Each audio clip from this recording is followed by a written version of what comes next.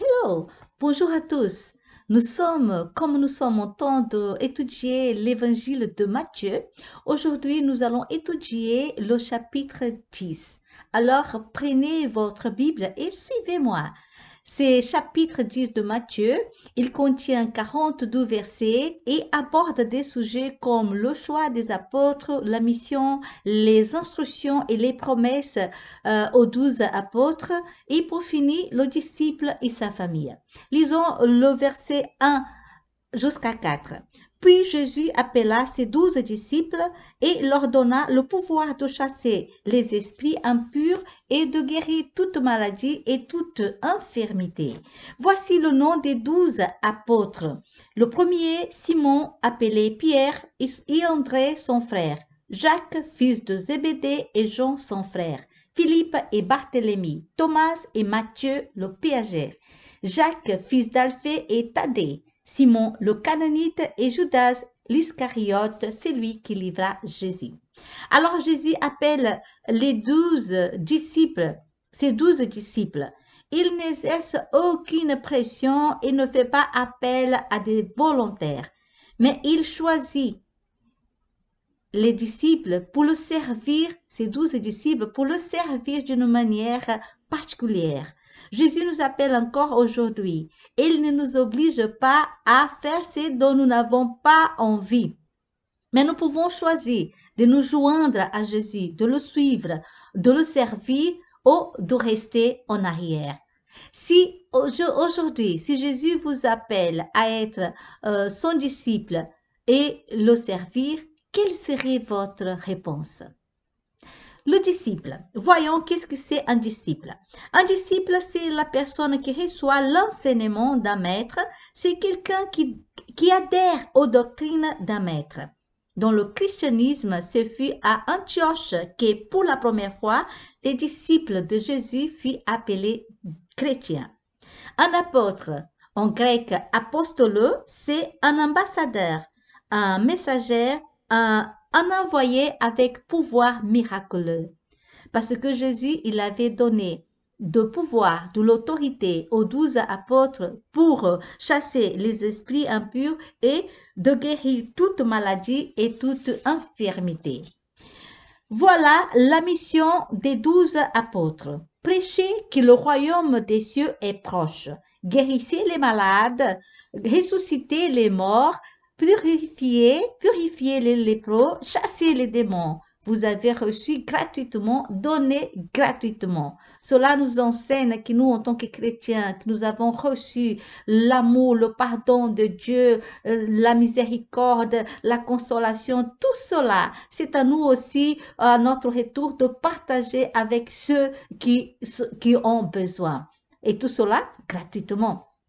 Pour cette mission, Jésus avait donné des instructions précises aux apôtres. N'allez pas vers les païens et n'entrez pas dans les villes des Samaritains. Allez plutôt vers les brebis perdues de la maison d'Israël. Le mot païen désignait tous les non-juifs. Les Samaritains sont issus de mariages entre juifs et non-juifs après la déportation en Assyrie. Alors les Samaritains étaient méprisés et haïs de tous à cause de son origine et de ses pratiques païennes. Jésus envoie ses disciples vers les Juifs parce que lui-même est venu d'abord vers eux. Romains 1,16 nous dit « Car je n'ai pas honte de l'Évangile. C'est une puissance de Dieu pour le salut de quiconque croit, de Juifs premièrement, puis de Grecs. » Jésus a choisi les disciples pour être témoins dans le monde entier. C'est ça notre rôle, d'être témoins de Jésus dans le monde entier. Ce sont des apôtres juifs qui ont apporté la bonne nouvelle de Christ ressuscité à tout l'Empire romain et de nombreux païens ont rapidement afflué dans l'Église.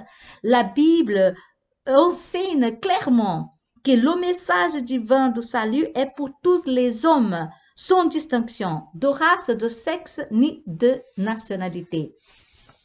En chemin, prêchez le royaume, prêchez que le royaume des cieux est proche.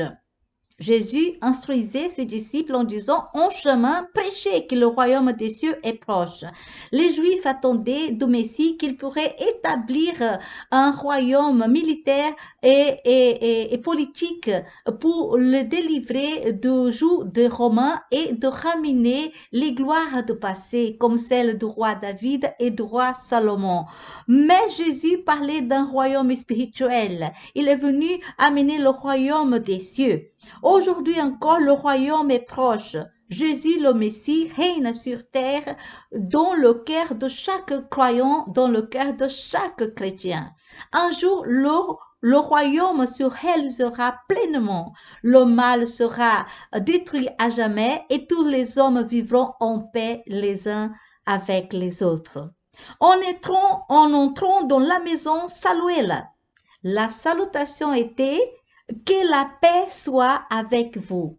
Dans la suite, le verset 14 nous dit « Lorsqu'on ne vous recevra pas et qu'on n'écoutera pas vos paroles, sortez de cette maison ou de cette ville et secouez la poussière de vos pieds. » Alors, les Juifs pieux, ils avaient une habitude, en sortant d'une ville païenne, ils secouaient la poussière de leurs pieds pour montrer leur séparation d'avec les pratiques païennes.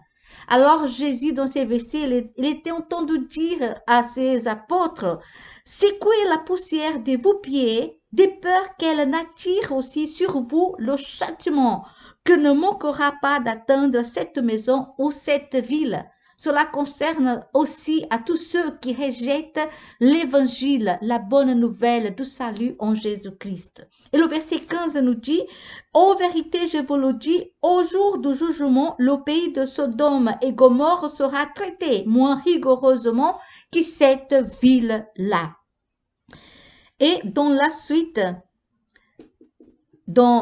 encore dans les instructions de Jésus, il avait dit, soyez donc prudents comme les serpents et simples comme les colombes. Soyez prêts à faire face aux adversités et ne vous laissez pas être manipulés comme des moutons, mais soyez raisonnables et prudents. Recherchez un équilibre entre la sagesse et la vulnérabilité pour accomplir l'œuvre de Dieu et faites confiance à Dieu pour la protection. Le verset 23, lisons le verset 23. « Quand on vous persécutera dans cette ville-ci, fouillez dans une autre.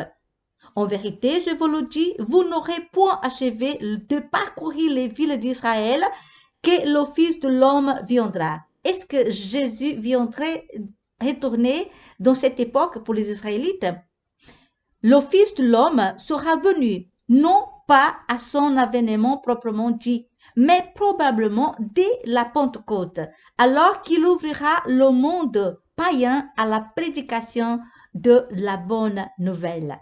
Pour les promesses, Jésus avait dit, lisons le verset 26, « Ne les craignez donc point, car il n'y a rien de caché qui ne doive être révélé, ni de secret qui ne doivent être connus.